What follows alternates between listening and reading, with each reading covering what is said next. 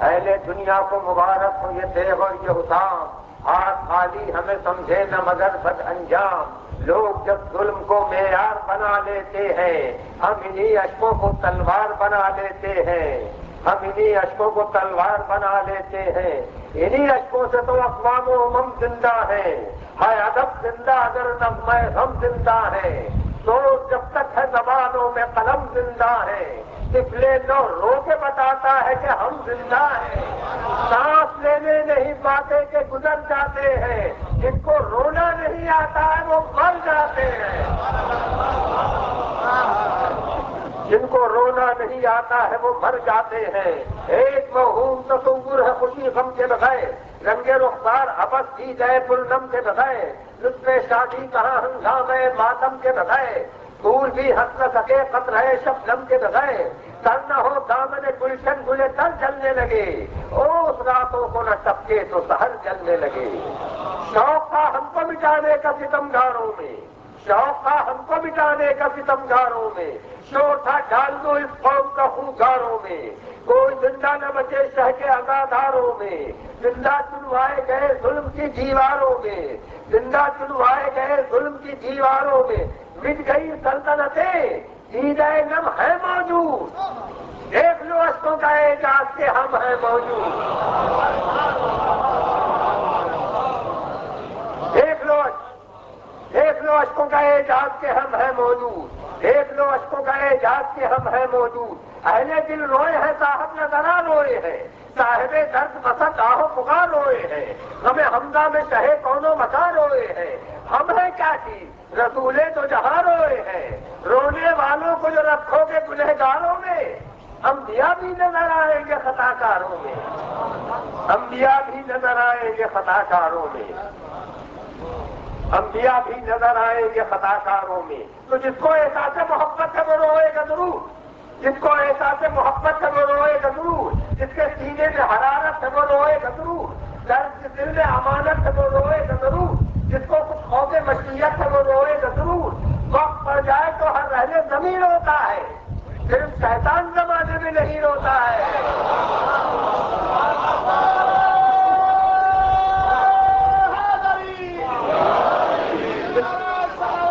جس کو احساس محبت ہے وہ روئے گا ضرور، جس کے سینے میں حرارت ہے وہ روئے گا ضرور، درد دل میں امانت ہے وہ روئے گا ضرور، جس کو کچھ خوف مشیت ہے وہ روئے گا ضرور۔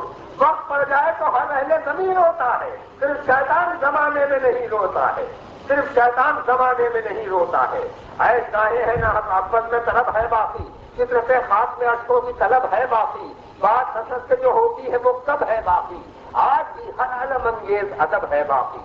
فن جو فنکار سے اشکوں کا نہ تعلق ہوتا، ہیر ہوتا کوئی دنیا میں نہ غالب ہوتا، اور انہی اشکوں نے سنوارا ہے زمانے کا مزاج، انہی اشکوں نے لیا اہل عداوت سے خراج، انہی اشکوں نے کیے ظلم کے لشکر تاراج، انہی اشکوں نے اتارا سر نااہل سے تاج، انہی اشکوں نے اتارا سر نااہل سے تاج، گرے آنکھوں سے غمے تشنہ دہانی بن کر، اور اٹھے مختار کی تلوار کا پانی بن کر، اٹھے مختار کی تلوار کا پانی بن کر۔ اور کون کہتا ہے کہ رونا ہے شکست ہمت؟ عموماً تصور ہے کہ رونا مزدلی کی علامت ہے۔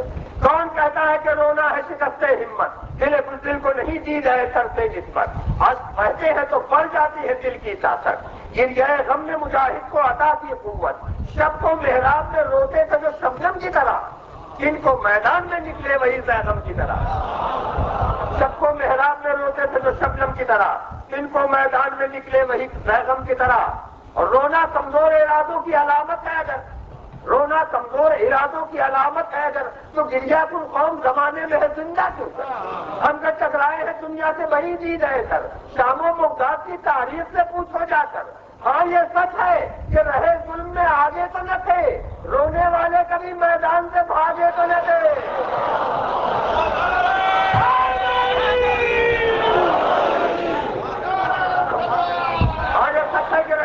آگے تو نہ تھے، رونے والے کبھی میدان سے بھاگے تو نہ تھے، کہتے ہو خوف کی بنیاد ہے یہ عشق کے روا، تم نے دیکھا نہیں شاید ابھی اندازے ہوگا، ہوتے ہیں دیکھو کی جھنکار میں ہم جہاں سنا، کرتے ہیں تذکرے درد سرے لو کے سنا، بس یہ سیرت و کردار میں روتے نہیں ہم، ڈر کے فوجوں نے کی کسی غار میں روتے نہیں ہیں۔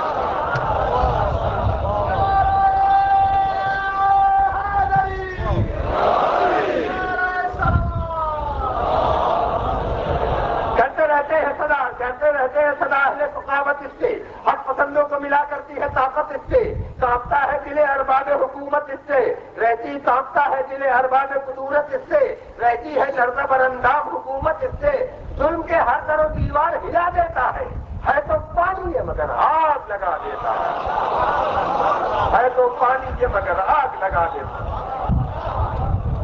ہے تو پانی ہے تو پانی یہ مگر آگ لگا دیتا ہے تو پانی یہ مگر آگ لگا دیتا ہے تو پانی یہ مگر آگ لگا دیتا ہے۔ اور دیدہ نور نے پائی تھی بصیرت اس کی، دل ایوب بتائے گا حلاوت اس کی، چشمے یعقوب سے پوچھے کوئی لذت اس کی، ابن مریم کو بھی پڑتی تھی ضرورت اس کی، حضرت آدم و حوا کی روایت ہے یہی، انبیاء نے جو نکالی ہے وہ بدعت ہے یہی،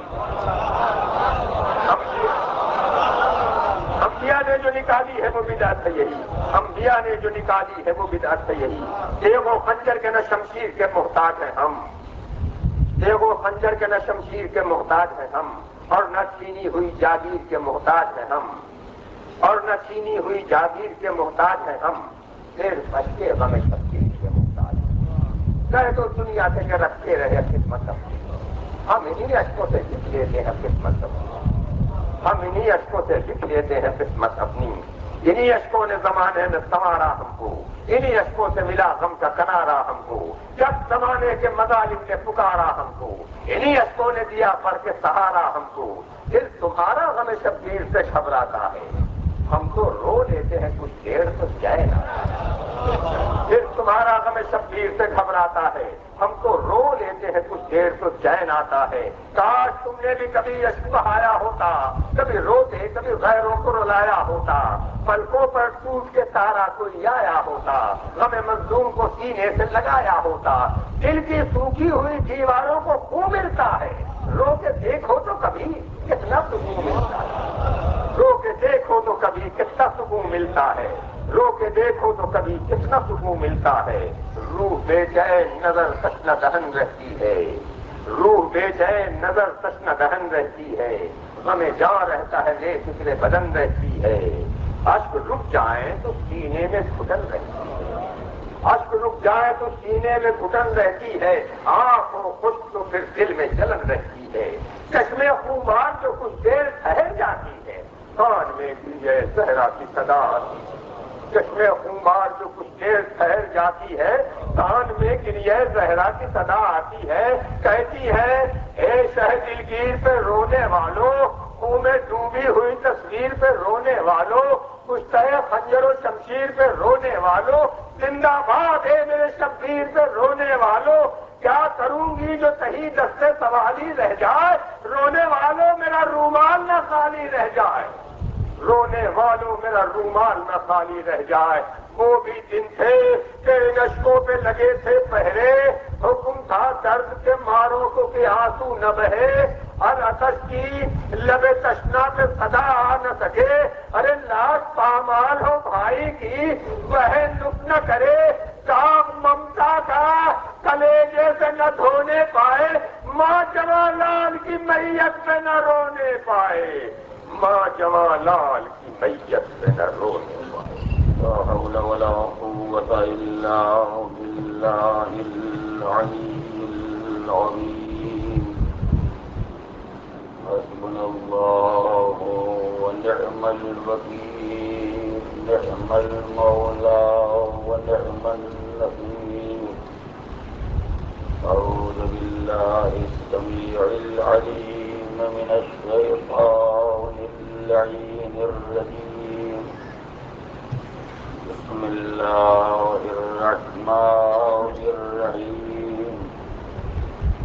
الحمد لله الذي لم يتخذ ولدا ولم يكن له شريك في الملك ولم يكن له ولي من الذل وكبره تكبيرا۔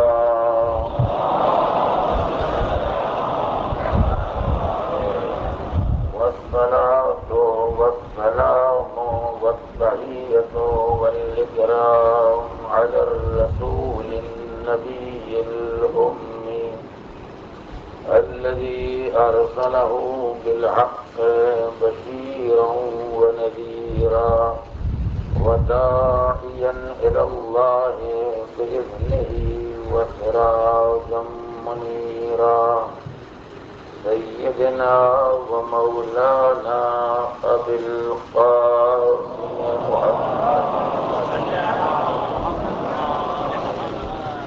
وعلى أهل بيته الطيبين الطاهرين الغر الميامين المعصومين الذين يؤفون بالنذر ويخافون يوما كان شره مستطيرا ويطعمون الطعام على حبه مسكينا ويتيما وأسيرا أما بعد فقد قال الله العظيم في كتابه الكريم بسم الله الرحمن الرحيم إنما يريد الله ليذهب عنكم الرجس أهل البيت ويطهركم تطهيرا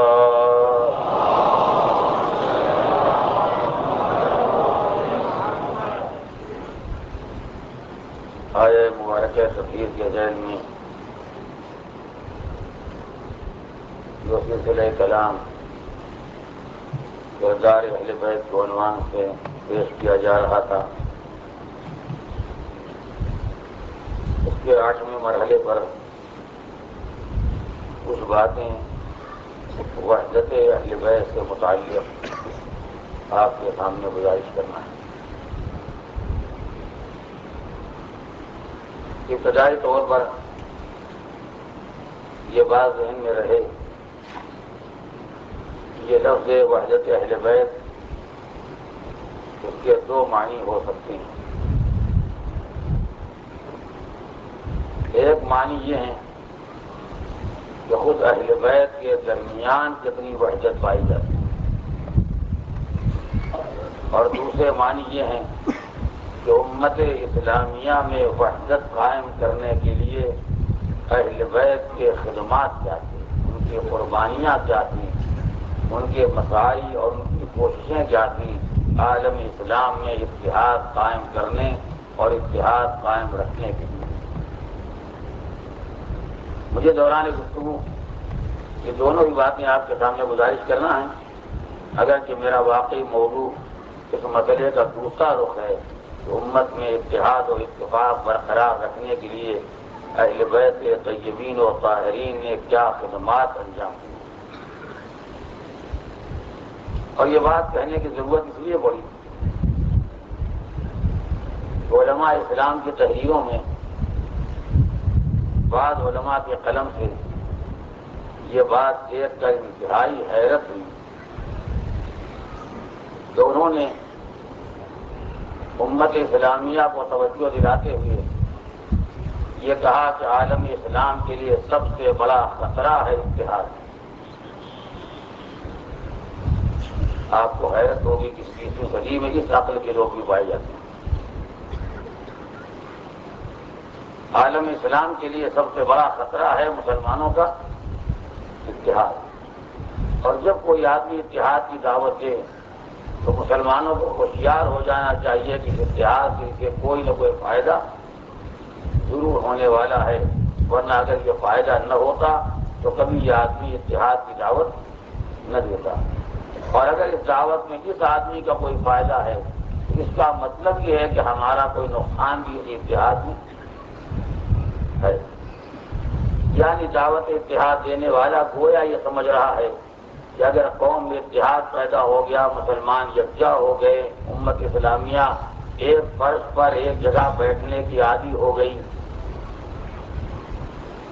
تو ان کا خیال یہ کہ اتحاد کا نتیجہ یہ ہوگا کہ جو ہمیں نہیں پہچانتے وہ پہچان لیں گے، جو ہمارے خیالات کو نہیں جانتے وہ جان لیں گے، جو ہمارے کردار کو نہیں پہچانتے وہ پہچان لیں گے، جو ہمارے بارے میں غلط فہمیاں رکھتے ہیں ان کی غلط فہمیاں دور ہو جائیں گی، جو ہمارے بارے میں بدگمان ہیں ان کی بدگمانی دور ہو جائے گی، اور آخری نتیجہ اس کا یہ ہوگا کہ یا یہ ہم سے قریب تر ہو جائیں گے یا یہ ہمارے ہو جائیں گے۔ اور یہ بات ہمارے لیے بہت بڑے خطرے کی بات ہے۔ لہٰذا مسلمان کو چاہیے کہ آپس میں تفرقہ رکھیں، ایک دوسرے سے الگ رہیں، کوئی کسی سے ملنے نہ پائے۔ کیوں؟ تاکہ ہمیں ہر ایک کے بارے میں پروپیگنڈا کرنے کا موقع ملے، غلط فہمیاں پیدا کرنے کا موقع ملے، جس کو چاہے کافر بنائیں، جس کو چاہے مسلمان بنائیں، جس کو چاہے مشرک کہہ دیں، جس کو چاہے بدعتی کہہ دیں، جس کے گھر میں جس رسم کا چاہے اعلان کر دیں۔ جب ظاہر ہے آپس میں رابطہ ہی نہ ہوگا تو کوئی تحقیق کرنے والا بھی نہ پیدا ہوگا اور ہماری ہر غلط بیانی کامیاب ہو جائے گی۔ تو امت میں دو طرح کے فائدے ہیں۔ بعض لوگوں کا خیال یہ ہے کہ مسلمان ایک دوسرے کے قریب ہو جائیں گے تو ہمارا فائدہ ہے، بعض لوگوں کا خیال یہ کہ لوٹے رہیں گے تو ہمارا فائدہ ہے۔ خدا کرے ہمارا آپ کا شمار پہلی قسم میں ہو، اور خدا نہ کرے کہ مسلمان کے ذہن میں ایسے جراثیم پیدا ہو جائیں کہ مسلمان اتحاد اسلامی کو اسلام کے لیے کوئی خطرہ تو پہلے تو یہ مسئلہ پیدا ہو گیا اور یہ باتیں ثابتیں تحریر میں آنے لگی ہیں۔ لہذا میرا فریضہ ہے، میری ذمہ داری ہے کہ میں آپ کے سامنے تصویر کے حضور کے بارے میں کچھ باتیں گزارش کروں تاکہ انسان عظمت اتحاد کو، وحدت کی عظمت کو محسوس کر سکے۔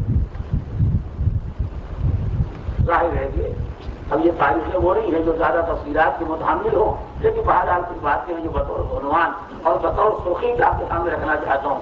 اور وہ اہم مسائل میں پہلا مسئلہ یہ ہے کہ خالق کائنات نے جب اس کائنات کو بنایا تو کائنات کی بنیادی اتحاد پر کی گئی۔ توجہ کریں، اس کائنات کی بنیاد ہی وحدت اور اتحاد پر رکھی گئی ہے کہ اگر کائنات میں وحدت اور اتحاد نہ پیدا ہوتا تو اتحاد کے نہ ہونے کے نتیجے میں یہ کائنات پیدا ہی نہ ہوتی۔ یہ تو خالی ایک لفظ ہے جو آپ سنتے ہیں کہ انسان کو ایک مشتی خاص سے بنایا گیا ہے، انسان کو ایک مٹھی خاص سے بنایا گیا ہے، لیکن کبھی یہ سوچا کہ اگر ایک مٹھی خاص کے ذرات بھی یکجا نہ ہوتے تو آپ کا وجود کیسے ہوتا، یہ انسان پیدا کیسے ہوتا؟ یہ اتنی بڑی زمین جو آپ کو دکھائی دے رہی ہے یہ ذروں کے اتحاد ہی کا نتیجہ ہے، یہ اتنا بڑا آسمان جو نظر آ رہا ہے یہ اتحاد ہی کا نتیجہ ہے، ورنہ اگر یہ اتحاد کائنات سے ہٹ جاتا نہ ذرات یکجا ہوتے، زمین بنتی، نہ آسمان بنتا، نہ چاند کا پتہ ہوتا، نہ سورج کا پتہ ہوتا، پورا عالم بنا ہو گیا ہوتا بلکہ پیدا ہی نہ ہوتا اگر مزاج عالم میں اتحاد شامل نہ ہوتا۔ یعنی کائنات کا وجود ہی نتیجہ اتحاد ہے، کائنات کی بقا ہی نتیجہ اتحاد ہے، ورنہ اگر یہ اتحاد نہ پیدا ہوتا تو اس کائنات کا نہ وجود ہوتا نہ کائنات کی بقا ہوتی۔ اور جس دن یہ اختلاف پیدا ہو جائے کائنات فنا ہو جائے گی۔ میں قرآن مجید کا جملہ یاد دے رہا ہوں، جب محشر میں قیامت کا تذکرہ قرآن مجید نے کیا کہ قیامت میں یہ کائنات فنا ہو جائے گی، یہ دنیا نہ رہ جائے گی، تو اس کا نقشہ ہی ایک ایسا ہے، اس کی تصویر ہی ایک ایسی ہے کہ تم اگر محشر میں رہ جاؤ ہو جائے گا تمہیں تو دیکھ لینا منظر کیا ہوتا ہے۔ عالم یہ ہوگا کہ اللہ انسانوں کی شکل کیا ہوگی، کل فراش جیسے پتنگے بکھر جاتے ہیں، انسان بکھرے ہوئے ہیں، پہاڑ جیسے دھنکی ہوئی یعنی پہاڑ روئی کی طرح بکھر جائے تو پہاڑ نہ رہ جائے، انسان بکھر جائیں تو عالم بشریت نہ رہ جائے، زمین بکھر جائے تو فرش نہ رہ جائے، آسمان بکھر جائے تو سامنا نہ رہ جائے گا۔ تو بکھر جانے کا نام قیامت ہے اور رہ جانے کا نام جو دنیا ہے اس کا نام ہے فنا ہو جانا، تباہ ہو جانا، اس کا نام ہے باقی رہ جانا۔ تو بقا کا راز ہے اتحاد، فنا کا راز ہے انتشار۔ تو جو لوگ انتشار کی باتیں کرتے ہیں وہ اس کائنات کو فنا کرنا چاہتے ہیں، وہ کائنات کو باقی نہیں رکھنا چاہتے، اور پروردگار حدیث قدسی میں آواز دے رہا ہے، اے انسان اپنی حقیقت کو پہچان لے. خلقتم للبقاء لا للفناء. تمہیں بقا کے لیے بنایا گیا ہے، فنا کے لیے نہیں بنایا گیا. تمہیں باقی رہنے کے لیے پیدا کیا گیا ہے، تمہیں مل جانے کے لیے نہیں پیدا کیا گیا. اب جو باقی رہنے کے لیے پیدا کیا گیا ہے تو پیدا کر دینا بقا کے لیے خدا کا کام تھا. بقا کو بقا بنا کے رکھنا، بقا کا انتظام کرنا، سلامت رکھنا، یہ ہماری ذمہ داری ہے. اب جس کو جیسے اسباب بقا مل جائے. اللہ نے بنایا باقی رہنے کے لیے، اللہ نے تم کو پیدا کیا باقی رکھنے کے واسطے. اب اگر تم نے اس نظام و قدرت کو تباہ کر دیا تو پھر جاؤ گے فنا ہو جاؤ گے، اور اگر تم نے وہ انتظامات فراہم کر لیے تو باقی رہ جاؤ گے. اسی لیے خدا نے فنا کے بعد بھی بقا کا راستہ بتایا. کہ اگر موت بھی آ جائے تو ہم نہیں چاہتے کہ تمہاری موت فنا بن جائے، تمہاری موت کے معنی مچرے کے ہو جائے. اب تو موت کو بھی تمہید بقا بنانا چاہتے ہیں. اسی لیے ہم نے آواز دی اگر ہماری راہ سے ہٹ گئے تو مر جاؤ گے، فنا ہو جاؤ گے. ہماری راہ میں اگر تم نے سر کٹا دیا تو سر اور جسم الگ ہو جائیں گے، مگر اس علیحدگی میں بھی بقا ہی دکھائی دے گی.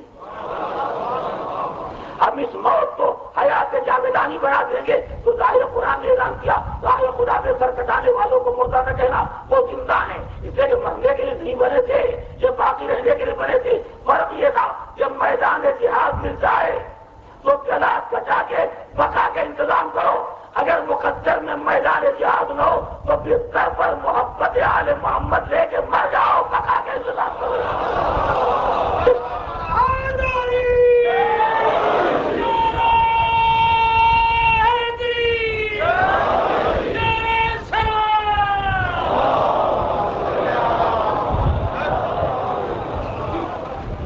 یہ تو میں نے آپ کے سامنے وہ بات گزارش کی ہے جو برابر آپ سنتے رہتے ہیں، سوچتے رہتے ہیں. لیکن ایک نئے رخ کی طرف اپنے تمام سننے والوں کو، بالخصوص اپنے بچوں کو متوجہ کرنا چاہتا ہوں. یہ تو آپ نے دیکھا یہ ذرات کائنات کا اتحاد ہوا ہے جو زمین کو بچائے ہوئے ہے. کائنات کا اتحاد ہوا ہے جو پوری کائنات کو بچائے ہوئے ہے. ورنہ اگر انتشار پیدا ہو جائے تو قیامت آ جائے، کائنات پیدا ہو جائے. اور اب میں دلیل دینا چاہتا ہوں تاکہ اسے آپ پہچانیں. یہ کائنات کی بنیاد ہے اتحاد. یہی وجہ ہے کہ جب تک یہ بنیاد یہ اتحاد برقرار رہے، نہ کوئی آگ، نہ کوئی فریاد، نہ کوئی ہنگامہ، نہ کوئی مصیبت. لیکن جیسے ہی وحدت کائنات پر ادنا افتاد پڑتی ہے، کیونکہ مزاج کائنات ہے وحدت، مزاج کائنات ایک آئی، تو جیسے ہی اس وحدت پر کوئی ضرب ہوتی ہے کائنات اپنی فریاد بلند کر دیتی ہے، چاہے کوئی سنے چاہے نہ سنے. بڑی عجیب و غریب بات گزارش کر رہا ہوں، بات بہت سامنے کی ہے لیکن شاید بہت سے لوگوں نے توجہ نہ دی ہو. میں اپنی دلیل کو مستحکم کرنے کے لیے آپ کے سامنے گزارش کرنا چاہتا ہوں کہ چونکہ کائنات کی بنیاد اتحاد ہوگا تو جب اس اتحاد کو مجروح کیا جائے گا تو کائنات اپنا احتجاج، اپنی فریاد انسان کے سامنے پیش کرتی ہے، چاہے کوئی سنے چاہے نہ سنے، چاہے قبول کرے یا نہ کرے. سنیں آپ، ایک بڑا کاغذ ہمارے پاس ہے. میں نہیں جانتا یہ کیسے بنا ہے، کیا کیا ملا کے بنا ہے، کن کن چیزوں کے اتحاد سے بنا ہے، لیکن ہم نے تو بنا ہوا کاغذ دیکھا. متوجہ ہے، ایک بڑا کاغذ ہمارے ہاتھ میں. اب ہم چاہتے ہیں کہ اتحاد کو ختم کریں، اس وحدت کو، کاغذ کی اکائی کو ختم کریں. جیسے ہی ہم نے کاغذ کو پھاڑنا شروع کیا، کبھی آپ نے فریاد سنی کہ نہیں سنی؟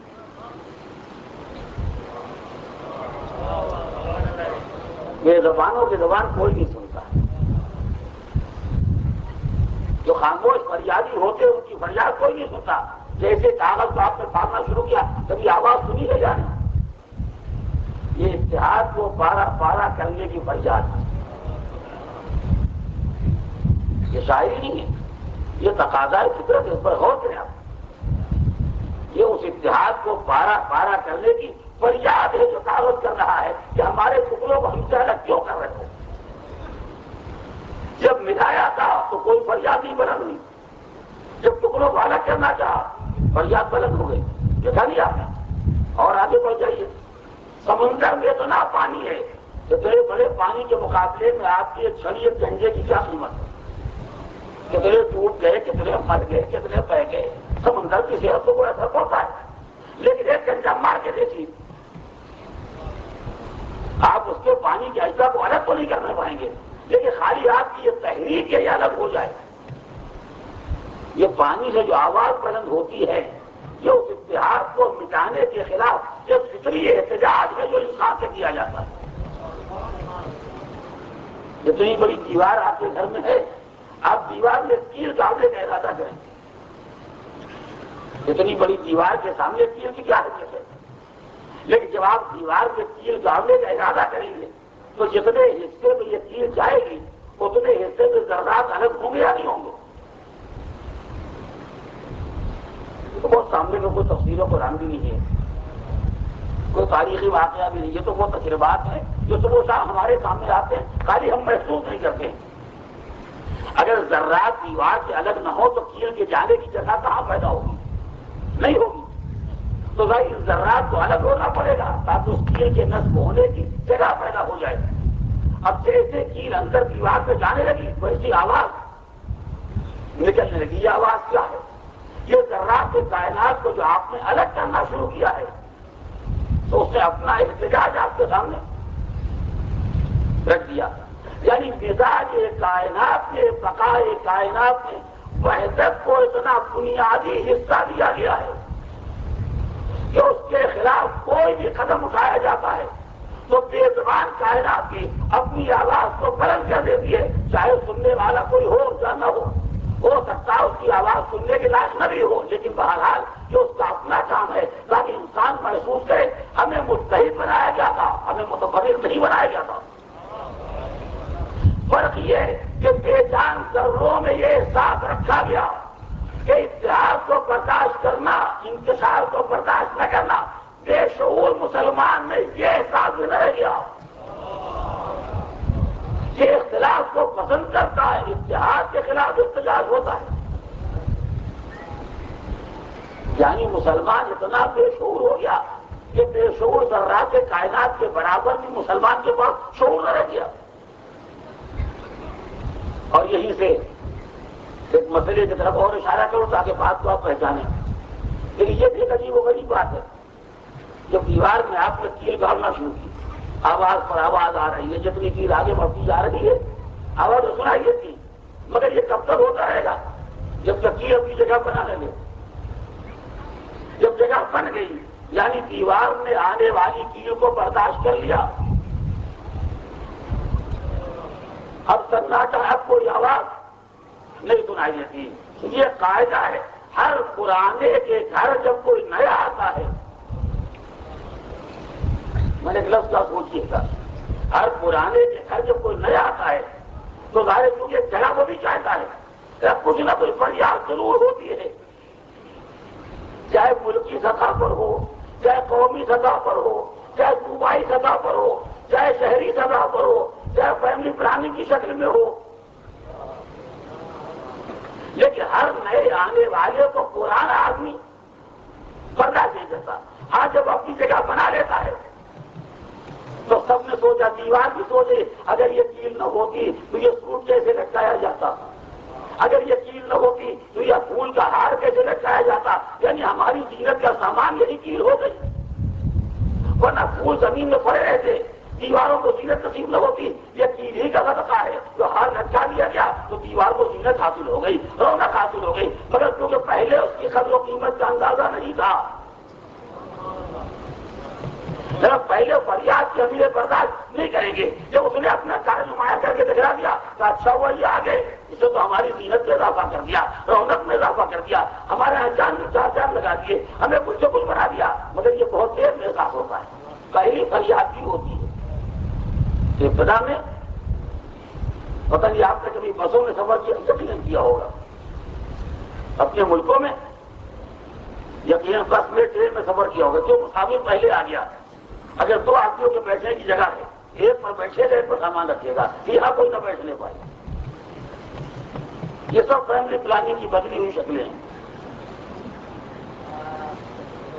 یعنی جو پہلے آ گیا وہ بعد والے کو برداشت نہیں کرتا۔ حد بنیاد یہ ہے مختلف جگہوں پر اس کا مذاکرہ الگ الگ ہوتا ہے، بھائی آپ کو ایک آدمی کی جگہ چاہیے، آپ کو جگہ ملی، دوسرا آ رہا آنے دیے بیٹھنے دیے، مگر نہیں، اگر کسی مجھے سامان کتنا کا ایک صاحب رکھتے گئے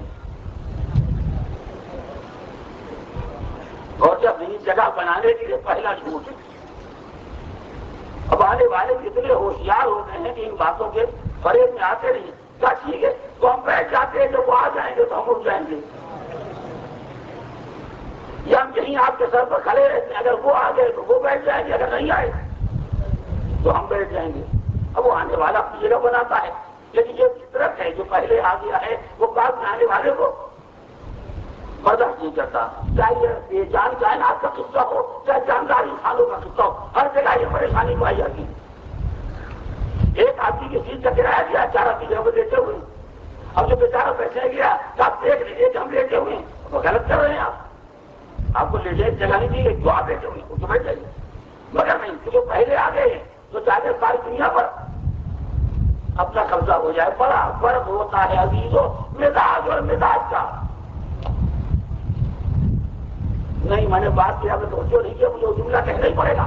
بڑا فرق ہوتا ہے نفس اور نفس کا، مزاج اور مزاج کا. یہ ہم سب کا مشترکہ مزاج ہے کہ اگر پہلے جگہ مل جائے تو بعد والوں کو برداشت نہیں کرتے. یہ ان کا بے نفس مزاج تھا کہ سب سے پہلے کائنات میں آئے اور آنے والی پوری کائنات کو برداشت کیا ہے. ایک تلاوات پڑے محمد علیہ السلام.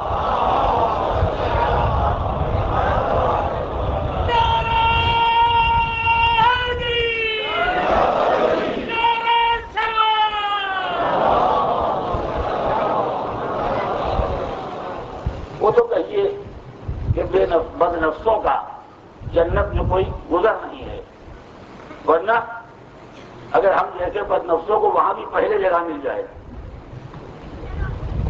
تو گیسی سے ہرانے والوں کو خبر دیں گے آپ دیر میں آئے جہاں کوئی. لیکن اللہ نے ایسے لوگوں کے بعد جنت رکھی ہے، جنت ہو للمتقین، وہ تو پرہیزگاروں کے لیے ہے. اور پرہیزگار اس سے بد نفس نہیں ہوتے، پرہیزگار ایسے نالائق نہیں ہوتے ہیں جن کا طریقہ کار یہ ہو، لیکن یہ طریقہ ہوتا ہے. اور جو میں نے بات کہی ہے ایک تاریخی جملہ مجھے گزارش کرنا تھا جس کے لیے میں نے 2-4 منٹ آپ کے ساتھ کیے تاکہ آپ بات کو بچائیں. تو ہر پہلے سے آ جانے والے کا مزاج یہ ہوتا ہے کہ بعد والے کو برداشت نہیں کرتا. سرکار دو عالم کے سامنے سب سے پہلا مسئلہ عالم اسلام میں یہی آیا. نہیں غور کیا حضور کے سامنے عالم اسلام میں سب سے پہلا مسئلہ یہی آیا. ادھر مکے کے کفار ستا رہے ہیں، وطن چھوڑنا پڑے گا. جب وطن چھوڑنا ہے تو ہجرت کرنا ہے، ہجرت کرنا ہے تو مسلمانوں کو کہیں لے کے جانا ہے، اور جہاں بھی لے کے جانا ہے وہاں پہلے سے ایک آبادی موجود ہے. اور بس میں پہلے بیچنے والا بعد میں آنے والے کو برداشت نہیں کرتا ہے. ریل میں پہلے سوار ہو جانے والا بعد میں آنے والے کو برداشت نہیں کرتا. کسی بستی میں پہلے سے آباد رہنے والا بعد میں آنے والے کو برداشت نہیں کرتا. تو نبی نے کہا مکے سے لے کے نکل جانا تو بہت آسان ہے، مگر مکے کی آبادی کو مدینے والوں کے لیے قابل برداشت کیسے بنایا جائے. میں ایک عجیب بات کر رہا ہوں، سوچیے گا. جب ذہن رسا کام دے تو غور کیجیے گا میں نے کیا گزارش کی. سب سے بڑا مسئلہ حضور کے سامنے یہ ہے کہ یہاں کے ستائے تھے انہیں لے کے نکلوں گا، مدینے لے کے چلا جاؤں گا، مگر مدینے والے کیسے برداشت کریں گے. اسے پرانی آبادی والا انسان نئے آنے والوں کو مزاجن برداشت نہیں کرتا.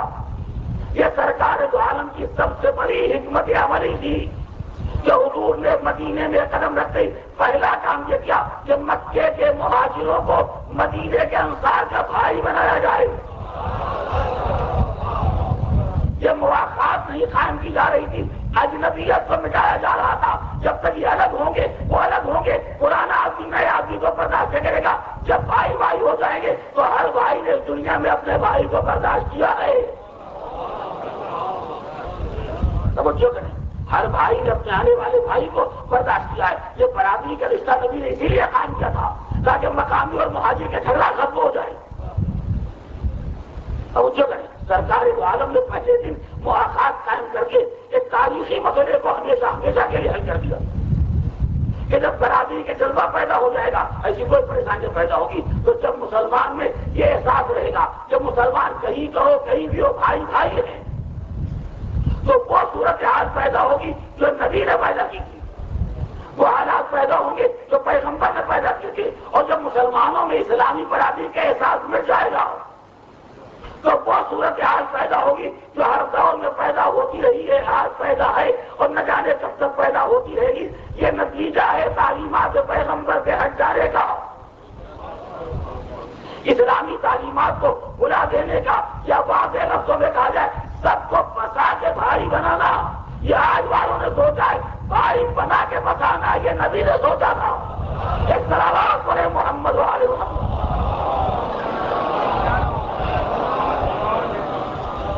بس عزیزان محترم، اس سے زیادہ مجھے گزارش نہیں کرنا ہے۔ میں تو اس مسئلے کے بارے میں عرض کر رہا تھا کہ اتحاد میں راجے کائنات ہے، کائنات اتحاد چاہتی ہے، یہ دنیا کی بقا اتحاد کا نتیجہ ہے۔ لہٰذا امت اسلامیہ کی بقا بھی اتحاد ہی ہے، نہ فساد میں کوئی بقا ہے، نہ انتشار میں کوئی بقا ہے، نہ تفرقے میں کوئی بقا ہے۔ غلط سوچا ہے جن لوگوں نے یہ سوچا ہے کہ سب کو الگ الگ کر دیا جائے۔ ہاں یہ صحیح ہے کہ اگر تم نے الگ الگ کر دیا تو تم شاید باقی رہ جاؤ، امت باقی نہ رہے۔ تم نے اپنی بقا کے بارے میں سوچا ہے، امت اسلامیہ کے بقا کے بارے میں نہیں سوچا ہے۔ یہ پہلا مسئلہ ہے جو میں نے آپ کے سامنے عرض کیا ہے۔ اب تو جملے سنیں، جہاں تک اہل بیت کے اپنے اتحاد کا تعلق ہے، اہل بیت کے درمیان وحدت، اور یہ تذکرہ اس لیے کر رہا ہوں کہ اب تک میرے سارے بیانات کا تعلق اہل بیت کے اس معنی سے تھا جو زیر اتفاق ایک دن خانہ زہرا میں جمع ہوئے تھے، ورنہ سلسلے اہل بیت روایات پیغمبر، ارشادات پیغمبر کی بنا پر مسئلہ اہل بیت کا ان 5 آدمیوں تک محدود نہیں ہے جو چہرے کے ساتھ ہے، بلکہ سلسلہ ہے جو قیامت تک باقی رہنے والا ہے، جس کو نبی قرآن کے ساتھ اہل بیت بنا کے چھوڑ گئے ہیں۔ اس پورے سلسلے کو اگر آپ دیکھیں گے تو ان کے اتحاد کے بارے میں فقط ایک جملہ کہنا ہے۔ ایک آدمی نے آگے مجھ سے کہا آپ کے بھائی صاحب یہ کہہ رہے تھے، کوئی غلط بات ان کی زبان سے نکل گئی۔ میں نے کہا تو مجھ سے آپ کیا کہہ رہے؟ بھائی صاحب کہہ رہے تھے، میں تو ذمہ دار نہیں،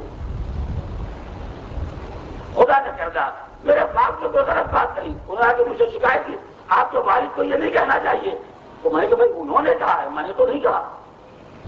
کسی نے کہا آپ کے بیٹے نے یہ بات کہی ہے، میں نے کہا بیٹے نے کہی ہے، میں نے تو نہیں کہی، میں اپنی بات کا ذمہ دار ہوں۔ توجہ کریں، تو جب ذمہ داری لینے کا وقت آتا ہے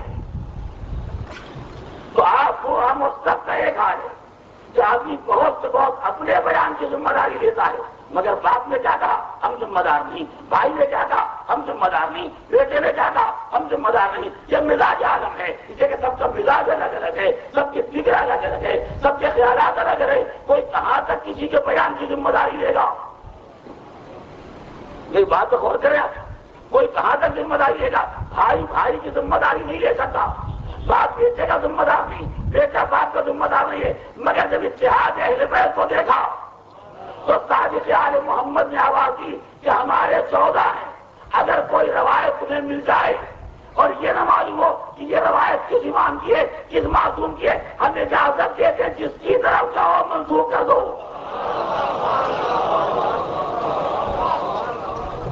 اگر تمہیں نہیں معلوم ہے کہ یہ روایت کس کی ہے تو ہم تمہیں اجازت دیتے ہیں۔ ہو سکتا ہے امام باقر نے کہا ہو، تم امام صادق کے نام سے نقل کرو، ہو سکتا ہے میں نے کہا ہو امام کاظم کے نام سے نقل کرو، ہو سکتا ہے مولا کائنات نے کہا ہو امام آخر کے نام سے نقل کرو، ہم تمہیں اجازت دیتے ہیں۔ کیوں؟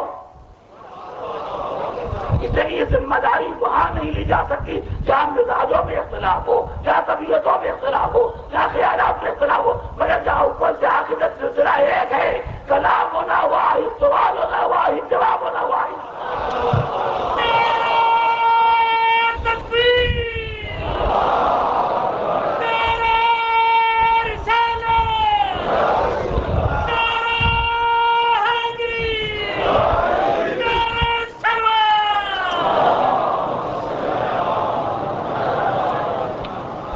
اس سے بڑا نمونہ اور مرقع اتحاد کے بارے میں آپ سوچ نہیں سکتے ہیں، اور یہ بات میں اس سے گزارش کر رہا ہوں کہ آپ سے کہہ رہا ہوں، تمام سننے والوں سے کہہ رہا ہوں، اور آپ سے کہتا ہوں کوئی دنیا کے کسی قوم کی مذہب کسی فرقے کا آدمی عالم اسلام عالم کفر میں جہاں ملے آپ اس سے کہیں 4 آدمی ایسے ڈھونڈ کے لاؤ،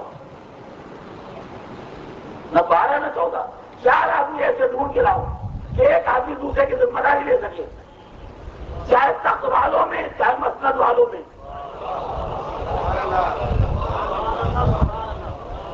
توجہ کریں، اس لیے جب تقوی والوں کی داستان پڑھی جاتی ہے تو ہر ایک حالت میں کہا جاتا ہے یہ ان کی ایجاد ہے، وہ ان کی ایجاد ہے، یہ ان کے اولیات ہیں، وہ ان کے اولیات ہیں، یہ ان کا خیال تھا، وہ ان کا نظریہ ہے، یہ ان کا نظام حکومت تھا، وہ ان کا نظام حکومت ہے۔ یہ سب یہ خود اس بات کی دلیل ہے کہ کوئی کسی کا ذمہ دار نہیں ہے۔ آج یہ کہ اگر کوئی زبانی کہہ بھی دے جب انہیں کی سیرت پر چلیں گے تو چار ان کے بعد دوسرے کا وہی احتجاج کریں گے وہ سیرت نہیں ہے جس کا آپ نے وعدہ کیا تھا۔ اچھا وہ وعدہ بھی سامنے آ گیا، مخالفت بھی سامنے آ گئی، تب یہ تو اندازہ ہو جائے کہ دو آدمیوں کا مزاج ایک نہیں ہوگا، دو آدمیوں کا مزاج ایک نہیں ہوگا۔ جب تقوی والوں میں دیکھا تو یہاں دیکھا، جب مسلک والوں میں دیکھا تو چار کو دیکھا، ان کا مسلک الگ، ان کی فکر الگ، ان کی رائے الگ، ان کا فتویٰ الگ۔ نہ کبھی تین کو ایک ہوتے دیکھا، نہ کبھی چار کو ایک ہوتے دیکھا۔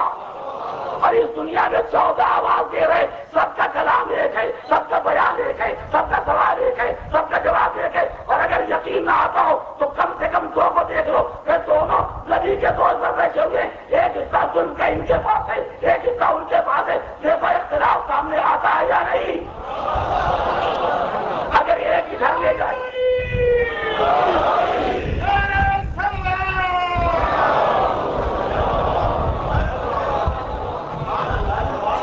اگر ایک دائیں طرف لے جائے ایک بائیں طرف لے جائے تو اس زمانے کے مزاجوں میں اختلاف ہے، طبیعتوں میں اختلاف ہے، پسند ناپسند میں اختلاف ہے، لیکن اگر کبھی ایک راستے پر چل رہے ہیں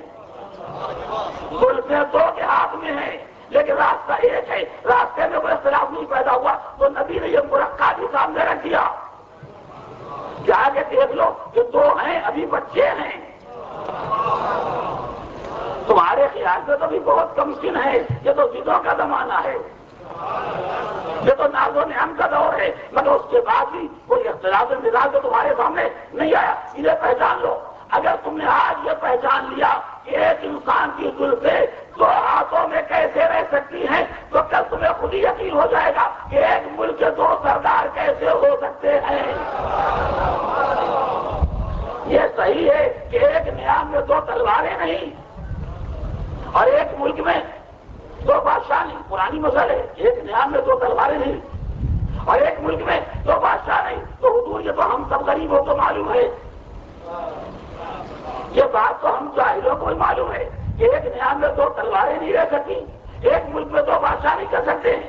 تو آپ یہ کیا کر رہے ہیں؟ الحسن والحسین سیدہ شباب اہل جنت، ملک جنت ایک ہے مگر سردار دو ہیں، سلطنت ایک ہے مگر حاکم دو ہیں۔ حضور یہ دو کی حکومت کیسے چلے گی؟ اسی لیے میں نے اپنے دوست پر دکھایا تھا تاکہ تمہیں اندازہ ہو جائے جن دو کا نظام نہیں چلتا وہ اور ہوتے ہیں اور جن کا نظام چل جاتا ہے وہ اور ہوتے ہیں۔ صلوات علی محمد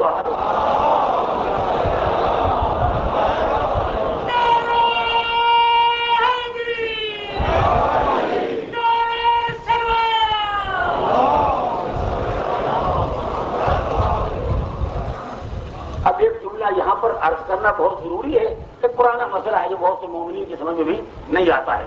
چلو میں چاہتا ہوں جملہ مجھے بھی گزارش کر دوں اگر سے زیادہ موقع نہیں ہے۔ چار آدمیوں کو آپ نے بلایا اور چاروں آدمیوں سے براہ راست آپ نے ایک پیغام بتایا کہ آپ لوگ فلاں جگہ چلے جائیے اور آپ ان سے یہ کہہ دیجیے گا اور آپ فلاں صاحب سے یہ کہہ دیجیے گا اور آپ فلاں صاحب سے کہہ دیجیے گا، چاروں کو ایک ایک پیغام دے روانہ کر دیا اور اس کے بعد پیغام لکھا ہوا ان کے ہاتھ میں دے دیا، جائیے کہ یہ پیغام مجھے دے دیجیے گا، اس میں یہ لکھا ہے بتا دیا۔ اب چاروں آدمی پیغام دے کے چلے آئے، ایک نے پیغام بتایا، دوسرے نے بتایا، تیسرے نے بتایا، چوتھے نے بتایا، کوئی اختلاف ہوگا؟ نہیں ہوگا۔ کیوں نہیں ہوگا؟ اس لیے چاروں کو براہ راست اسی نے پیغام بتایا ہے جس سے پیغام بھجوایا ہے۔ اب وہ پیغام چاروں سنا کے وہ کاغذ دے کے چلے گئے۔ اب پانچواں آدمی آیا، کیا میں سنا کوئی پیغام آیا کہ ہاں کیا پیغام لکھا؟ جس میں لکھا ہوا ہے۔ اوہو بڑی خطرناک بات۔ اب وہ اس کو پڑھ کے کوئی خطرناک بات سمجھے۔ دوسرے کا سنا کوئی پیغام آیا کہ ہاں کیا کاغذ رکھا ہوا ہے، وہ پڑھا تو ماشاءاللہ کیا کہنا، وہ اس سے کوئی ماشاءاللہ سمجھے، تیسرے صاحب آئے انہوں نے اس کو دیکھا، کہ ایسی بات اس زمانے میں کیوں کی جاتی ہے، وہ کوئی نامناسب بات سمجھے۔ چوتھے دانے پڑا کہ بہت بڑھ وقت یہ پیغام آ گیا، یہ نہ آتا تو قیامت آ گئی ہوتی، وہ سمجھے کوئی اچھی بات ہے۔ اور کیا تو وہ چار جو بیان کرنے والے تھے وہ چاروں ایک ہی پیغام سنا رہے تھے، اور یہ چار جو لکھے ہوئے وہ سمجھنے والے اکٹھا ہوئے۔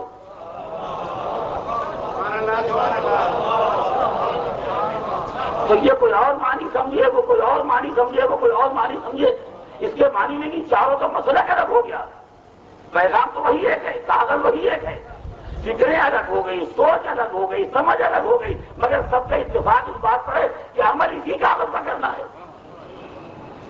جو پیغام آیا ہے عمل اسی پر کرنا ہے، مگر فرق یہ پیدا ہو گیا کہ وہ اس سے کچھ اور سمجھے، وہ کچھ اور سمجھے، وہ کچھ اور سمجھے۔ تو جن کو صاحب پیغام بتاتا ہے وہ سچ بھی ہوں گے تو ایک کہیں گے، جو پیغام کو پڑھ کے سمجھتے ہیں وہ دو بھی ہوں گے تو دو کہہ سکتے ہیں، دو الگ الگ کہہ سکتے ہیں۔ اگر میری بات آپ سمجھ گئے ہیں تو مسئلہ بہت واضح ہو جائے گا۔ یہ ہمارا ایمان ہے، یہ 12-14 جتنے ہیں، جو کچھ کہے گا اختلاف نہیں ہو سکتا، جو اوپر کہے گا کوئی اوسط کہے گا کوئی آخر کہے گا، لیکن مجتہد اگر دو بھی ہو جائیں، مجتہد اگر دو بھی ہو جائیں تو ان کے فتوے میں اختلاف ہو سکتا ہے۔ آپ کہیں گے غیر اختلافی مذہب میں یہ اختلاف کہاں سے آ گیا، تو اتنی عقل استعمال کرے، غیر اختلافی ان لوگوں کی وجہ سے ہے جنہوں نے خدا سے علم لیا ہے۔ اگر مجتہدین بھی علم لے کے پیدا ہوتے تو اختلاف بھی ہو جاتے تو کسی اختلاف کا کوئی سوال نہیں تھا، مگر جو پیغام لانے والے تھے، جو پہنچانے والے تھے، وہ لکھا ہوا پیغام چھوڑ کے چلے گئے۔ اب سمجھنے والوں کا دور آیا ہے تو ہر ایک اپنی عقل کے مطابق ہی تو سمجھے گا، ہر ایک اپنے علم کے مطابق ہی تو سمجھے گا۔ تو سمجھنے والوں میں اگر کے اختلاف ہے، مگر اس کے بعد بھی جس سے پوچھیں گے آپ کہاں سے لائے اسی کاغذ کا حوالہ دے گا، جس سے پوچھیں گے آپ کہاں سے لائے اسی پرچے کا حوالہ دے گا، اسی صحیفے کا حوالہ دے گا۔ یہ نہیں کہے گا یہ میرا ذاتی اجتہاد ہے، یہ میرا ذاتی قیاس ہے، یہ میرا ذاتی خیال ہے۔ اب فرق پہچانیے، جہاں 10, 12, 14 بھی ہو جائیں اور رائے نہ بدلے، یہ وہ ہے جو خدا کے یہاں سے علم لائے۔ جہاں رائے میں فتوے میں اختلاف ہو جائے مگر سب حوالہ انہی کا دیں کہ جن سے علم لیا ہے، اسے ہمارے گھر کا اجتہاد کہا جاتا ہے۔ اور چاہے اختلاف میں کوئی اپنے قیاس کا حوالہ دے، کوئی اپنی فکر کا حوالہ دے، کوئی اپنے ذہن کا حوالہ دے، یہ دنیا کا اجتہاد ہے جسے مذہب قبول کرنے کے لیے تیار نہیں ہے۔ اس طرح آواز کرے محمد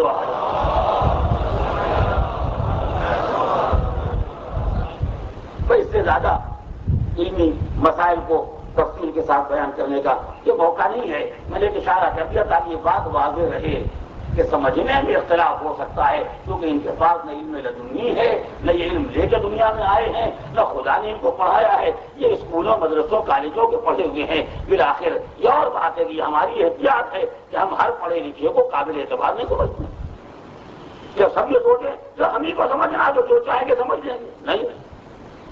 اور بلند تو جو آپ سمجھیں گے آپ کو روز قیامت خدا کو جواب دینا ہوگا کہ آپ کہاں سے سمجھے، اور اگر پوچھے کہ سمجھ کا بھروسہ کیا ہے تو پروردگار کو پوچھنے کا ہے۔ اگر 10 سمجھنے والے تھے یہ چھوٹا سمجھدار آپ کو کیوں پسند آیا، سمجھیے صحیح بات ہے۔ اگر 10 آدمی سمجھدار تھے، آئے سمجھ رہے تھے، حدیث سمجھ رہے تھے، تو یہ چھوٹا سمجھدار آپ کو کیوں پسند آیا جبکہ بڑا سمجھدار موجود تھا؟ تو بڑے سمجھدار کو چھوڑ کے چھوٹے کی سمجھ پر بھروسہ کرنے والا وہ پکڑا جا سکتا ہے، لیکن چھوٹے کو چھوڑ کے بڑے کی بات پر اعتبار کرنے والا وہ نہیں پکڑا جا سکتا۔ اسی لیے تقلید عالم کو واجب قرار دیا گیا تاکہ روز قیامت کہہ سکے جو ہماری نگاہ میں سب سے بڑا سمجھدار تھا اس پر اعتبار کیا ہے، چھوٹے چھوٹے سمجھداروں پر اعتبار نہیں کیا ہے۔ اس طرح پڑے محمد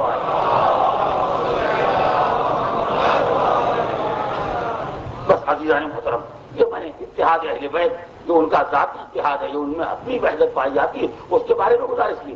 اب اس کے بعد تصویر کا دوسرا رخ اور اس کے سلسلے کلام کو آخر تک پہنچانے کے لیے چند جملے گزارش کرنا ہے فقط۔ ایک بات یاد رکھیے گا، چاہے اتحاد عالمی ہو چاہے اتحاد خانگی ہو، یعنی گھر کے اندر ہی اتحاد اسی وقت قائم ہو سکتا ہے جب دونوں ایثار کے لیے تیار ہوں یا کم سے کم ایک قربانی کے لیے تیار ہوں۔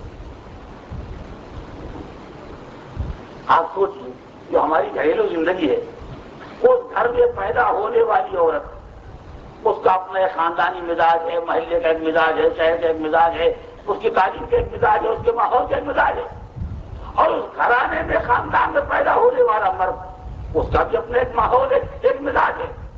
وہ وقت آیا کہ مقدر جو دونوں کا ہو گیا۔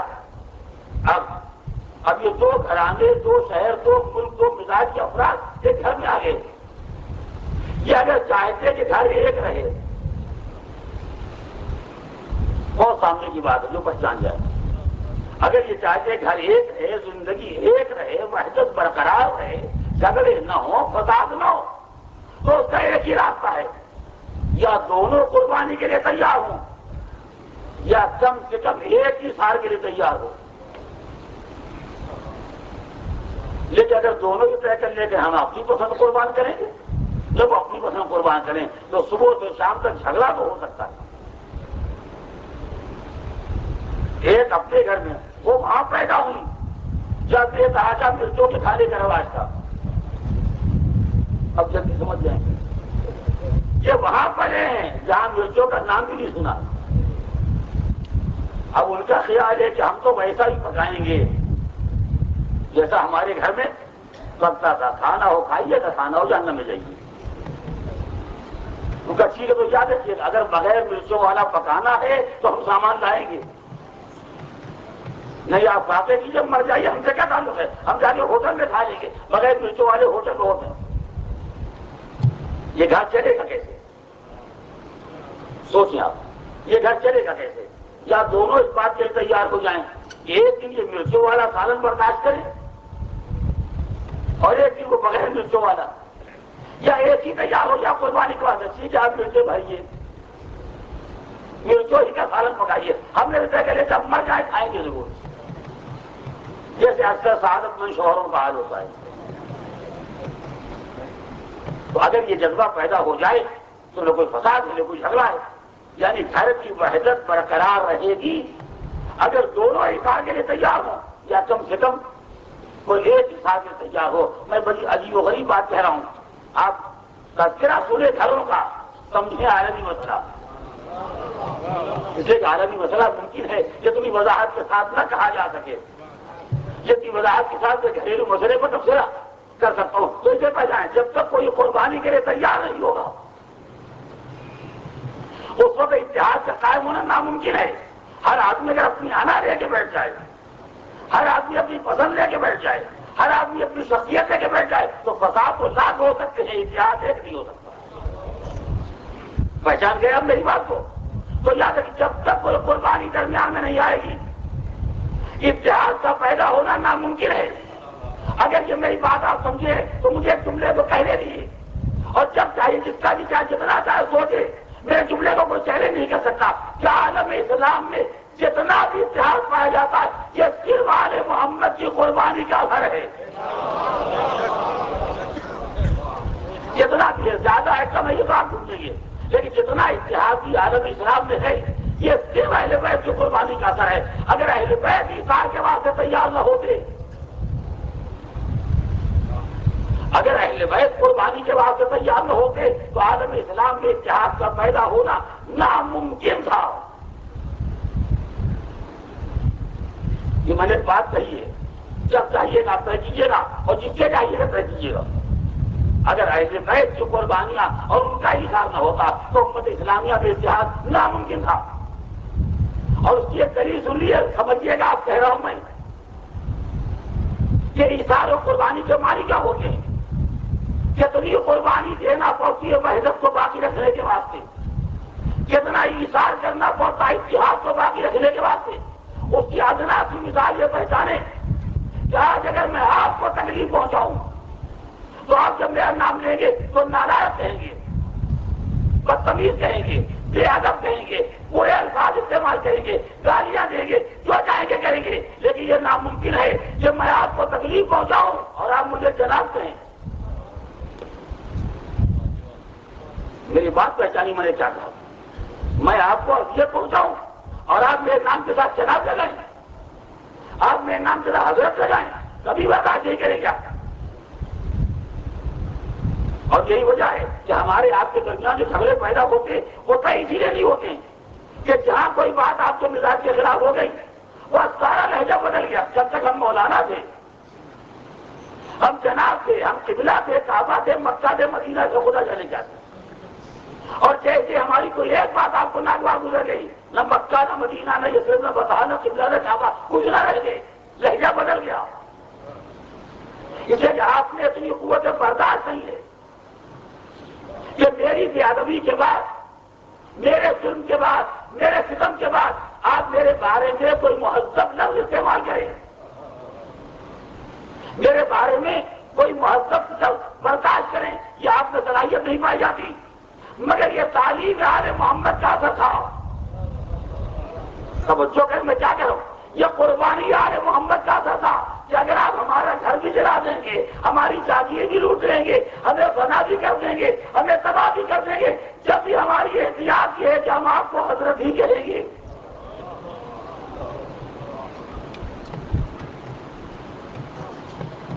اس اخلاق کی کوئی حد ہے؟ اس تہذیب کے بارے میں کوئی سوچ سکتا ہے؟ اس قربانی کے بارے میں کوئی تصور کر سکتا ہے؟ کتنی بڑی قربانی ہے، کتنا بڑا ایثار ہے یہ۔ دنیا کو شکایت ہے آپ کسی کا احترام نہیں کرتے، کسی کی عزت نہیں کرتے، کتنی عزت کی جائے گی، کتنا احترام کیا جائے گا۔ سوچئے کسی نے دنیا میں ہمارا بھی کوئی احترام کیا، جس کو نبی اپنے کانچے پر بٹھائیں، جس کو سرکار دو عالم اپنے ہاتھوں میں بلند کریں، جس کے شان میں آیات قرآنی نازل ہو، جس کے بارے میں نبی زندگی میں حدیث ارشاد فرماتے رہے، اس کو 70,000 ممبروں سے گالیاں دی جائیں اور اس کے بعد بھی ہم گالی دینے والوں کو کافر بھی نہ کہیں، اور نہیں کہتے کہ اس لیے کہ وحدت اسلامی برقرار رہے۔ آپ کے بارے میں کوئی حدیث نہیں، کوئی آیت نہیں، کوئی روایت نہیں، کوئی فضیلت نہیں، لیکن اگر ہم آپ کے سامنے گستاخی کرتے ہیں تو آپ ہمیں کافر کہنے کے لیے تیار ہیں۔ ہر جگہ کفر کے نعرے، ہر جگہ کفر کے نعرے، ہر جگہ کفر کی آوازیں، یہ ہمارا حوصلہ دیکھیے، اور یہ ہمارا کوئی کمال نہیں ہے، یہ آل محمد کا سکھایا ہوا طریقہ ہے،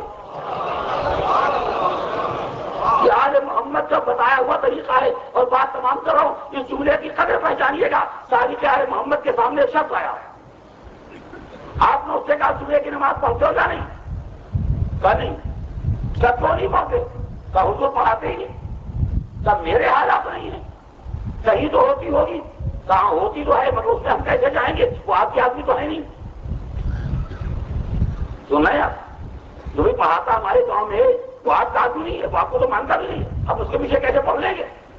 آپ پڑھائیں، ہم پڑھنے کے لیے تیار ہیں، ابھی آئیں گے، کل ہی آگے پڑھیں گے، جس جملے کو آپ پڑھائیں گے آگے پڑھیں گے، وہ تو ہمارے آدمی نہیں ہے، ان سے ہمارا کوئی تعلق نہیں۔ ورنہ انما انا تو عندکم، میں جو تم سے پڑھنے کے لیے کہہ رہا ہوں وہی پڑھنے کے لیے کہہ رہا ہوں، جب مگر ہم ان کے ساتھ کیسے پڑھیں گے؟ ورنہ جب تم پڑھو گے تو ان کی زبان پر یہ مجبوراً جملہ آئے گا، ہاں سزا ادب جعفر بن محمد، یہ وہ ادب ہے جو جعفر صادق نے سکھایا ہے، یہ وہ تہذیب ہے جو جعفر بن محمد نے سکھائی ہے۔ قوموں کو لڑوانا تو سب کو آتا ہے، مگر اپنی حیثیت کو قربان کر کے قوموں کو ملانا سوائے آل محمد کے کسی کو نہیں آتا۔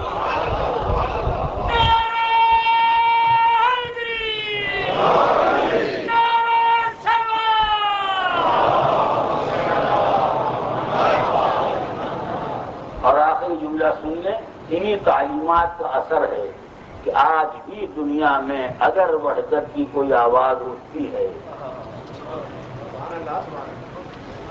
آج بھی دنیا میں اتحاد کی ضرورت کے لیے کوئی آواز اٹھتی ہے تو مکتب آل محمد سے اٹھتی ہے، مدرسہ اہل بیت سے اٹھتی ہے، اس لیے کہ اہل بیت نے اپنے چاہنے والوں کو یہ طریقہ سکھایا ہے، اور اس طریقے کے سکھانے میں کتنی قربانیاں خود دی ہیں اور کتنی قربانیوں کے لیے چاہنے والوں کو آمادہ کیا ہے۔ چاہنے والوں کو تیار کتنی قربانی دینا پڑے مگر امت میں انتشار نہ ہونے پائے، کتنی قربانی دینا پڑے مگر امت میں تباہی اور بربادی کو راستہ نہ ملنے پائے۔ بس میں سلسلے مسائل تک آ گیا۔ جملہ سنیں، امت کی خاطر کیسے قربانی دی جاتی ہے؟ جب مولائے کائنات کے گلے میں رسی بندھی ہوئی تھی، اتحاد امت کے لیے کیسی قربانی دی جاتی ہے؟ فاتح خیبر ہے، فاتح خیبر ہے، فاتح خندق ہیں، فاتح بدر و احد ہیں، اور گلے میں اگر اپنی طاقت کا مظاہرہ آج بھی کرتے، اگر زور بازو کا اظہار آج کرتے، کون پیدا ہوتا گلے میں رسی باندھنے والا؟ مگر جب مولا اس ظلم کو برداشت کرنے کے لیے تیار ہے تو چاہنے والا کیا بولے؟ علی نے جو ذہن تیار کیے تھے وہ جذباتی ذہن نہیں تھے، وہ فکری ذہن تھے، ان کے پاس ہوش تھا، خالی جوش نہیں تھا۔ مولا کو رسالے ملے جا رہے ہیں، سلمان کے کھلے منظر دیکھ رہے ہیں، چاہنے والے فدائی قربان ہونے والے منظر دیکھ رہے ہیں، اس لیے کہ آقا کی اجازت کے بغیر وہ نہیں کہہ سکتے۔ علی کے پہلو میں تو امامت کا دل ہے، ان کے لیے برداشت کر لینا وہ بڑا مشکل نہیں ہے۔ سلمان کے پہلو میں تو کوئی امام کا دل نہیں ہے، مگر سلمان اس منظر کو دیکھ رہے ہیں۔ ادھر ایک مرتبہ کانوں میں آواز آئی، جیسے کوئی خاتون در خانہ سے آواز دے رہی ہے، ابو الحسن کو چھوڑ دو ورنہ میں سر کے بال بکھرا دوں، پیغمبر کا پیراہن سر پر رکھ کے بددعا کروں۔ یہ آواز فضا میں بلند ہوئی، مولا کائنات کے کانوں تک یہ آواز پہنچی۔ علی نے اب بھی اپنے زور بازو اپنی طاقت کا مظاہرہ نہیں کیا، فرمایا سلمان جاؤ دختر پیغمبر سے کہو گھر میں بیٹھے، فریاد نہ کریں، بددعا نہ کریں۔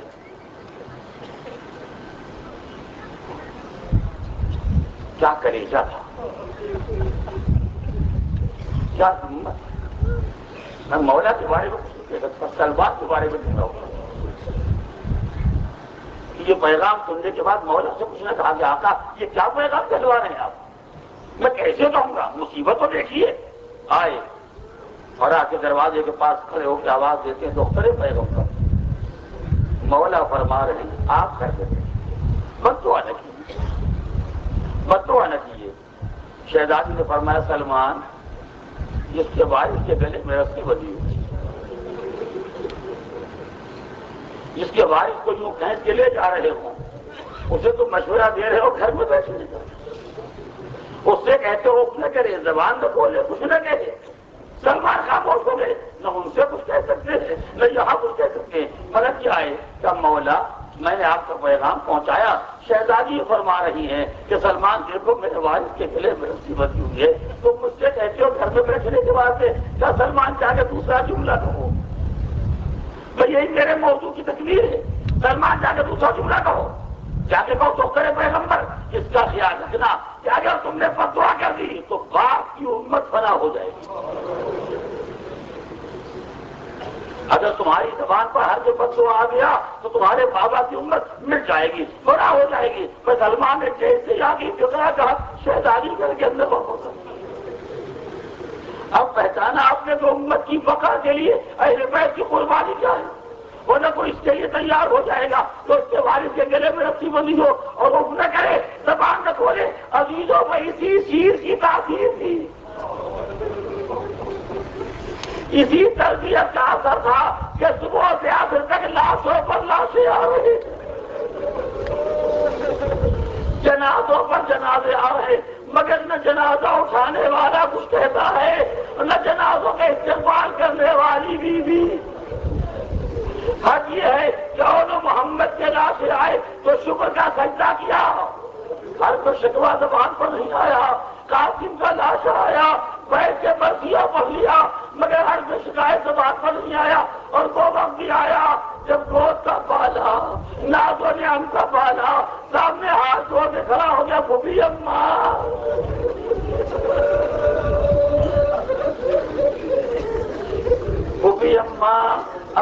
مجھے مرنے کی اجازت دے دیجیے۔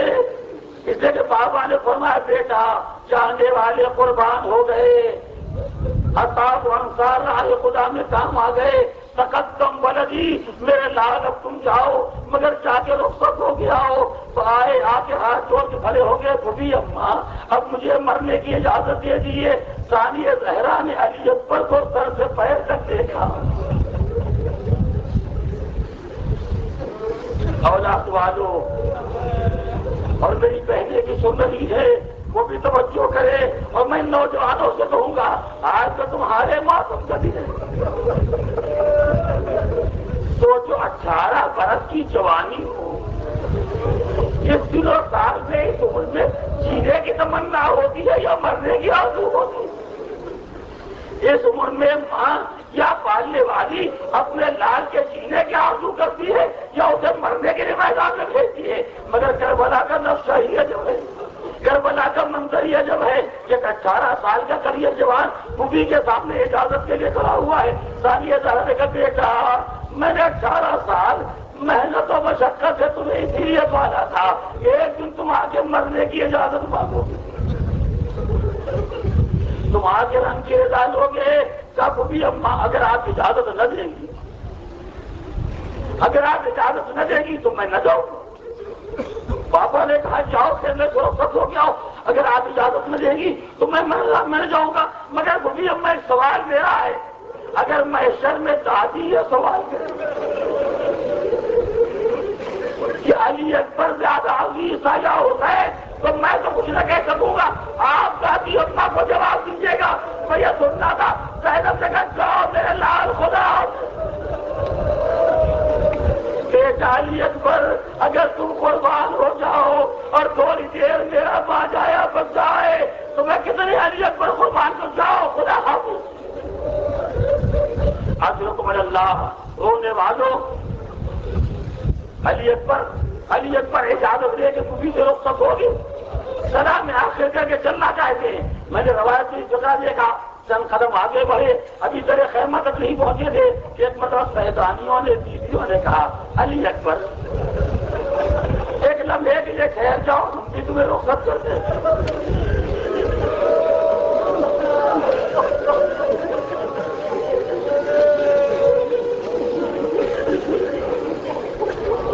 اب تو میدان میں جا رہے ہو، ایک لمحے کے لیے چلو ہم بھی تمہیں رخصت کر دیں۔ رخصت کا انداز سنو گے، روایت کا فکرا ہے، شہزادیوں نے حلقہ بنایا، علی اکبر کو اپنے حلقے میں لیا اور سب نے پر ایک زبان جملہ کا علی اکبر جاتے ہو جاؤ، یقین ہم غربت تھا، ہماری غربت پر رحم کرنا، ہماری بےکسی پر رحم کرنا، جو جاتا ہے بھی پر اچھے مقصد سے نہیں آتا۔ تو یہ سننا تھا کہ خدا حسین کے کل یہ جوانے کا بیوی ہو، تمہیں اپنی غربت کا خیال ہے، میرے بابا کی غربت، ارے میرا بابا اکیلا رہا جا رہا ہے۔ شہزادیوں نے کہا اچھا علی اکبر جاؤ، خدا کے حوالے کیا، تو علی اکبر آگے بڑھے، تیرے خیمہ تک آئے، خیمے کا پردہ اٹھایا، نکلنا چاہتے ہیں، کسی نے دامن پکڑ کے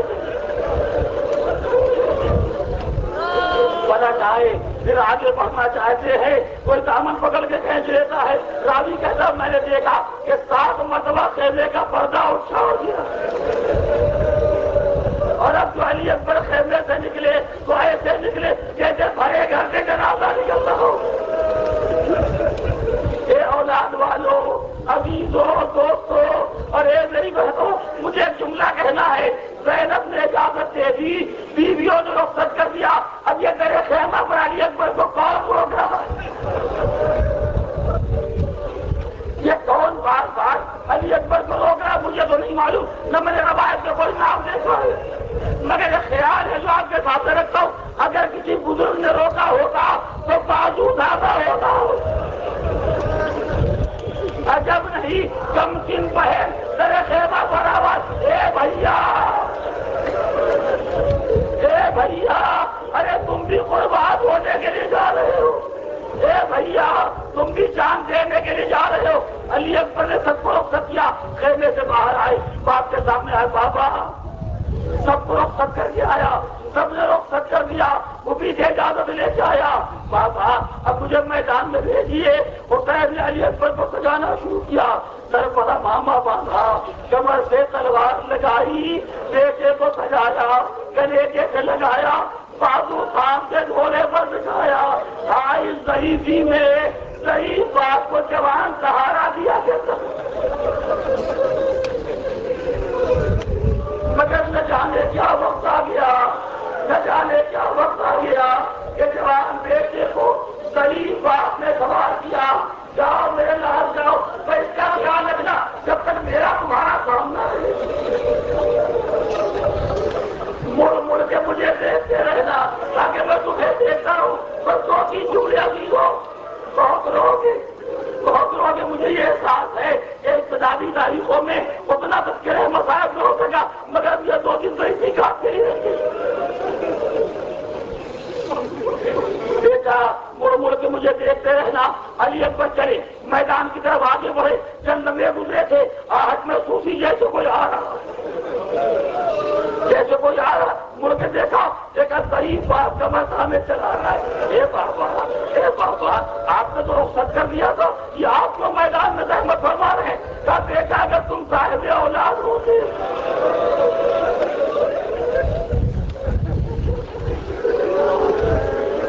رونے والوں، یہ بیٹا اگر تم صاحب اولاد ہوتے تو تمہیں یہ اندازہ ہوگا کہ جوان کو رخصت کرنے کے بعد باپ کے دل پر کیا گزرے۔ اچھا جاؤ میرے لال جاؤ میدان میں جان قربان کرو۔ علی اکبر آئے، اب اس کے بعد میں تذکروں کو چھوڑ کے میں آدمی کی طرح کہنا چاہتا ہوں، ایک مرتبہ حسین کے کانوں میں مقصد سے آواز ہے، یا بتا علیکم منی السلام بابا، میرا آخری سلام لے لو بابا، میرا آخری سلام لے لو بابا۔ جو سنا حسین نے کمر کو کس سے باندھا، میدان کی طرف چلے، گرتے پودے کبھی گرتے ہیں کبھی اٹھتے ہیں، آواز دیتے جا رہے، یا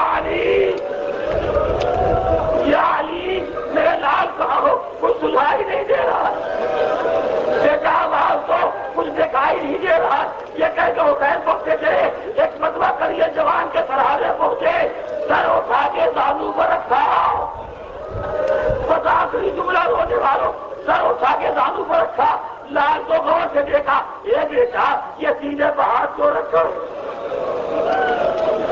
بیٹا کیا سینے میں کوئی تکلیف ہے؟ علی اکبر باپ سے کیا کہیں، حسین نے اب جو ہاتھ کو ہٹایا تو خون کا فوارہ جاری ہوا، دیکھا مرچی کا پھل جوان کے سینے میں ٹوٹ کے رہ گیا۔ ارے باپ اس منظر کو کیسے برداشت کرتا؟ حسین نے گھٹنے دیکھے، آپ چیزوں کو اس کا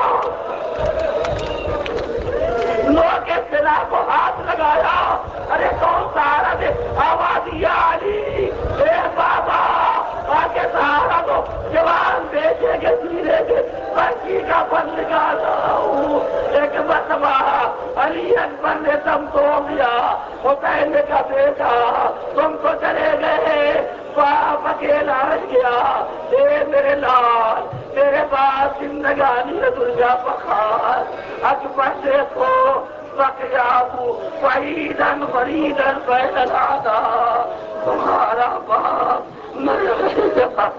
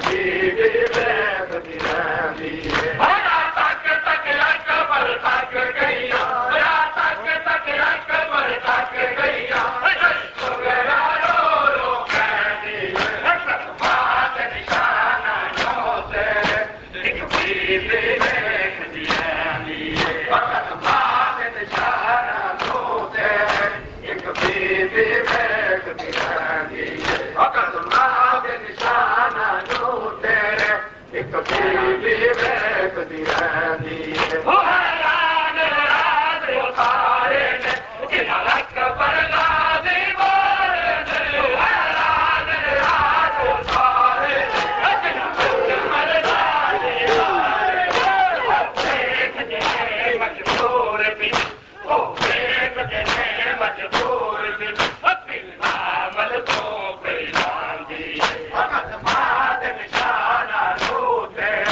ایک بھی دیکھتی رہتی فقط بات نشانہ ہوتے ایک بھی دیکھتی رہتی ہے حیران راز اتارے جنہک پر غازی بولے حیران راز اتارے جنہک پر غازی بولے دیکھتے ہیں مجبور بھی دیکھتے ہیں مجبور بھی عمل تو پہچان دی قدمات نشانہ ہوتے ایک بھی دیکھتی رہتی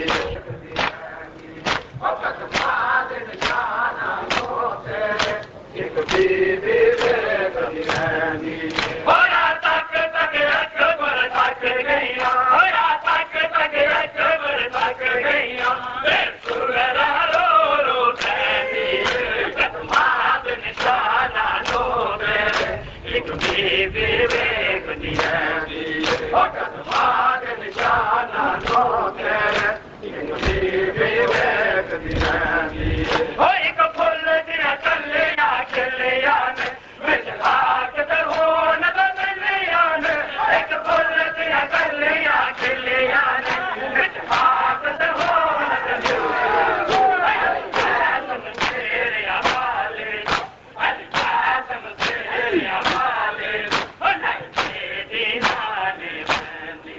قدمات نشانہ ہوتے ایک بھی دیکھتی رہتی قدمات نشانہ ہوتے ایک بھی دیکھتی رہتی تک تک اکبر تک گئیا تک تک اکبر تک گئیا رو رو کہتی ہے قدمات نشانہ ہوتے ایک بھی دیکھتی رہتی ہے قدمات نشانہ ہوتے ایک بھی دیکھتی رہتی ہے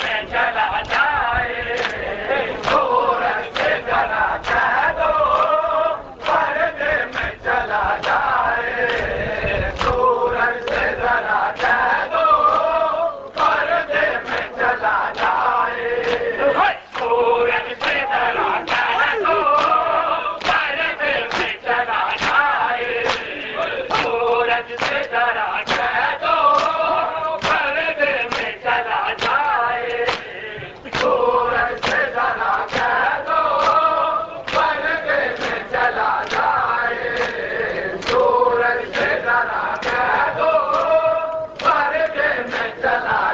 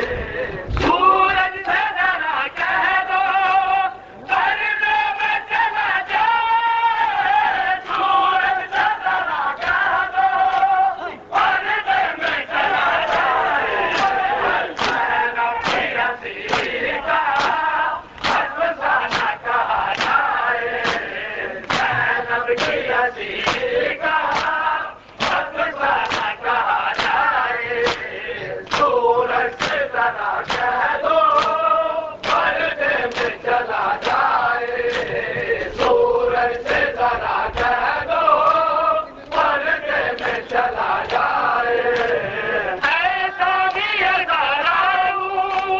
بالوں سے چھپا لینا ایسا بھی بالوں سے چھپا لینا